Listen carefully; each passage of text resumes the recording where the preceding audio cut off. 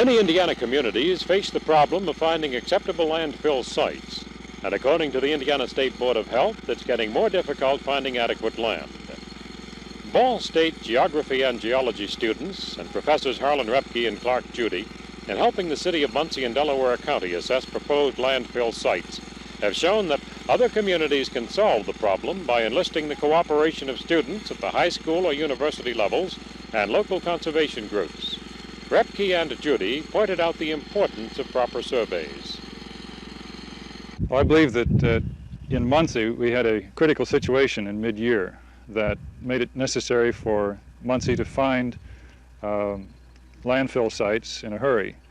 In order to help them out with their problem, Ball State University's Geography and Geology Department's Field Methods class has collected field data on several landfill sites in this area to collect the necessary physical data on the sites themselves and present it to the Sanitary District Board.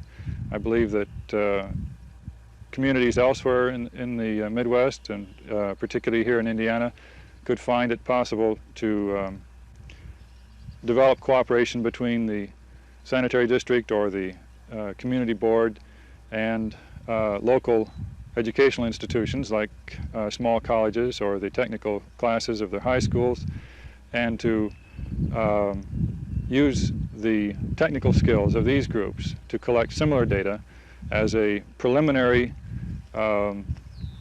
step towards developing the necessary information that the State Board of Health needs in order to approve sanitary landfills. The selection of a landfill site is quite difficult, in that quite often the land which is most desirable for a landfill site is also desirable for things like housing developments. This means that people would use their land for the highest value use, and quite often the least desirable land is volunteered for landfill use. Soil with a high clay content is somewhat undesirable from the standpoint that in spring, when it's very wet, the trucks and vehicles have problems moving around in it. But also the soil with a high clay content tends to hold the water up.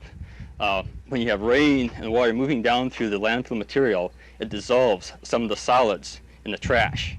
And this dissolved material can contaminate water supplies.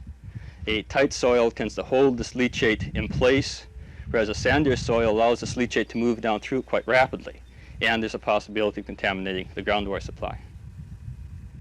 In presenting their findings to the Muncie Board of Sanitary Commissioners, Roepke and Judy said, "We feel it's up to the commissioners to draw conclusions from the data collected. Our only interest have been in gathering objective material, giving our students some very practical and valuable experience.